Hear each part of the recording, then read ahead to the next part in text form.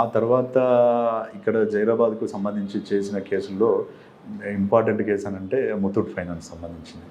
అందులో అది చాలా కొంచెం అంటే ఎవ్రీ పోలీస్ ఆఫీసర్ కూడా అట్లాంటి ఆపరేషన్ అనేది ఒకటి చేస్తే చాలా అంటే వైడ్ ఎక్స్పీరియన్స్ వస్తుంది.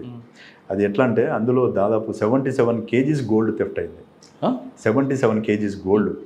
ఇక్కడ ముత్తూట్ ఫైనాన్స్ అని ఇక్కడ నుంచి ఎగ్జాక్ట్లీ 1/2 కిలోమీటర్ దూరంలో ఉంటుంది. అందులో మొత్తం గోల్డ్ కూడా 3 చెస్ట్లు ఉంటాయి. అంటే ఈ గోద్రేజ్ లాకర్స్ పెద్దవి ఉంటాయి. అందులో అల్మారాలో ఏవైతే ఉంటాయో అరలరాలు ఉంటాయో దాని నిండా ప్రతి దాంట్లో గోల్డ్ ఉంటుంది. 100 కేజీస్ అబోవ్ గోల్డ్ ఉంటుంది. కాకపోతే 3 ఓపెన్ చేశారు. 3 ఓపెన్ చేస్తే 3 కూడా బ్యాగులు ఓపెన్ కాగానే అది 2 డేస్ ఆపరేషన్. ఎవరైతే అఫెండర్స్ ఉంటారో వీళ్ళందరూ కూడా జార్ఖండ్ స్టేట్ వాళ్ళు. ఇది యాక్చువల్గా ఈ అఫెన్స్లో చెప్పడానికి ముందు వాళ్ళు ఏం చేస్తారంటే ఈ అఫెన్స్కు ప్లాన్ చేసుకోవడానికి కారణం దేవ్ సింగ్ అని చెప్పేసి ఒక నేపాలీ గుర్కా ఉంటాడు.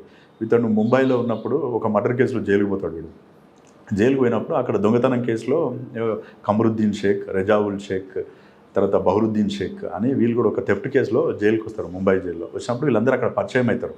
పరిచయం అయినప్పుడు మీరు ఎక్కడి నుంచి వచ్చారని పరిచయంతో మేము ఇట్లా దొంగతనాలు చేస్తాం అది ఇది అంటే నువ్వేం చేస్తావు అంటే నేను గూర్ఖా చేస్తా, ఎక్కడ ఉంటావు అది అంటే నేను ఎక్కడుంటే అక్కడనే ఉంటా అని చెప్పేసి ఫోన్ నెంబర్లు మార్చుకుంటాను.